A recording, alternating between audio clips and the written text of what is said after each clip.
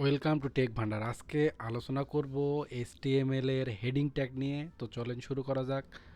তো প্রথমে heading H1। আমরা জানি যে HTML এ 6টা হেডিং থাকে, তো আমরা ওয়ান বাই ওয়ান দেখব। H1 এটাকে লিখব হেডিং 1। হেডিং 1 এর পরে হচ্ছে H2, heading 2,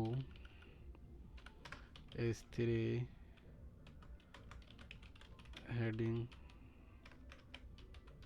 heading 3, H4, heading 5, H6,